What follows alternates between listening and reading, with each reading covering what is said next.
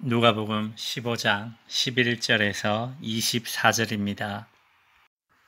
또 이르시되 어떤 사람에게 두 아들이 있는데 그 둘째가 아버지에게 말하되 아버지여 재산 중에서 내게 돌아올 분깃을 내게 주소서 하는지라. 아버지가 그 살림을 각각 나눠 주었더니 그 후 며칠이 안 되어 둘째 아들이 재물을 다 모아 가지고 먼 나라에 가 거기서 허랑방탕하여 그 재산을 낭비하더니 다 없앤 후 그 나라에 크게 흉년이 들어 그가 비로소 궁핍한지라.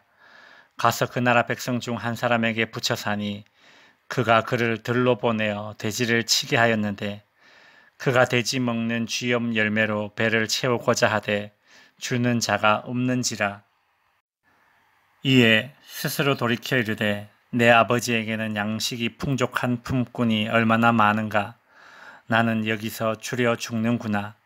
내가 일어나 아버지께 가서 이르기를 아버지, 내가 하늘과 아버지께 죄를 지었사오니 지금부터는 아버지의 아들이라 일컬음을 감당하지 못하겠나이다. 나를 품꾼의 하나로 보소서 하리라 하고 이에 일어나서 아버지께로 돌아가니라. 아직도 거리가 먼데 아버지가 그를 보고 측은히 여겨 달려가 목을 안고 입을 맞추니 아들이 이르되 아버지, 내가 하늘과 아버지께 죄를 지었사오니 지금부터는 아버지의 아들이라 일컬음을 감당하지 못하겠나이다 하나 아버지는 종들에게 이르되 제일 좋은 옷을 내어다가 입히고 손에 가락지를 끼우고 발에 신을 신기라. 그리고 살찐 송아지를 끌어다가 잡으라. 우리가 먹고 즐기자. 이 내 아들은 죽었다가 다시 살아났으며 내가 잃었다가 다시 얻었노라 하니 그들이 즐거워하더라. 아멘. 오늘 본문은 앞에 나온 잃은 양, 잃은 드라크마와 같이 잃은 것을 다시 찾은 사람의 기쁨과 반응을 소개하고 있습니다. 잃은 양 비유는 100마리 양 가운데 한 마리 양을 잃었다가 찾았고, 잃은 드라크마 비유는 10개의 은하 중 하나의 은하를 잃었다가 찾았고, 본문에 나오는 돌아온 탕자의 비유는 2명의 아들 중 1명의 아들을 잃었다가 다시 찾게 됩니다. 점점 더 잃은 것의 가치가 올라가게 되죠.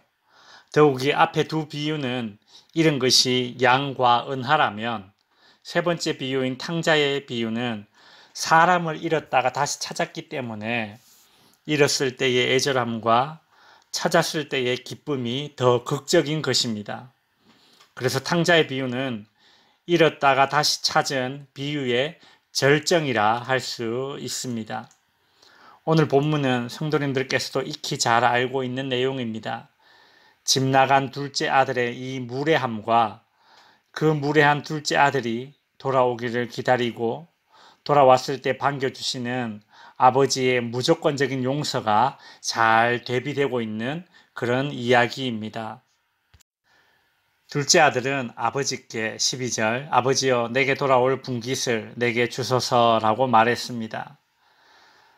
살아있는 아버지께 유산을 요구하는 것은 당시 문화에서는 아버지의 명예에 씻을 수 없는 수치를 준 것입니다. 더욱이 그렇게 아버지와 가문의 수치를 주고 떠난 이 둘째 아들은 물려받은 유산을 다 탕진하고 알거지가 되어 집으로 돌아왔습니다. 그때 20절 이에 일어나서 아버지께로 돌아가니라.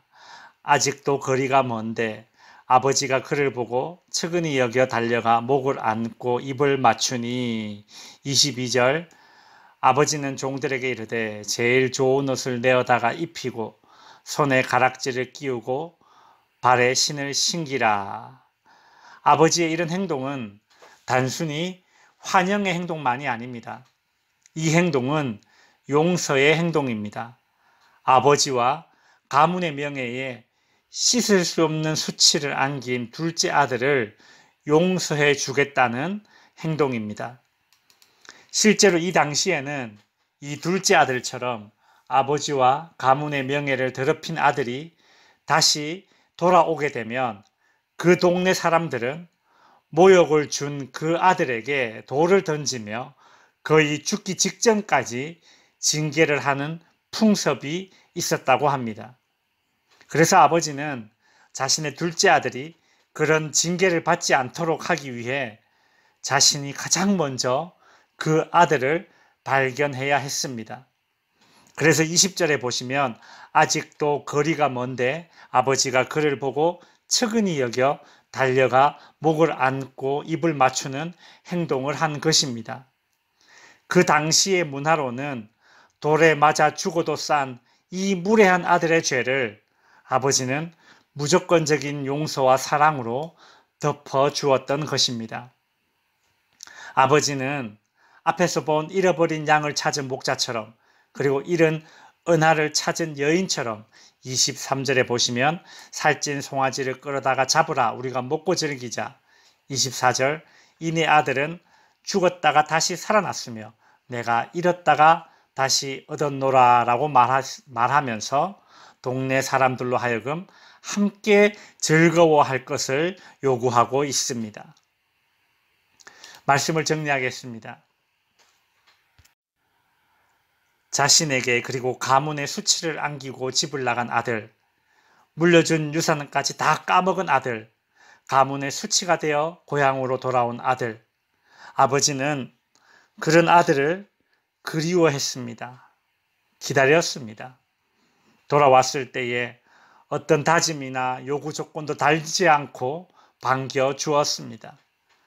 집안의 종들과 동네 사람들에게 그 아들이 용서받은 아들임을 알게 해주어서 더 이상 수치스러운 죄인으로 정죄받지 않도록 해주셨습니다. 성도 여러분, 우리 하나님 아버지께서 저와 여러분에게 해주신 것이 이와 같은 것들입니다. 내가 받은 이 하나님 아버지의 사랑을 잊지 맙시다.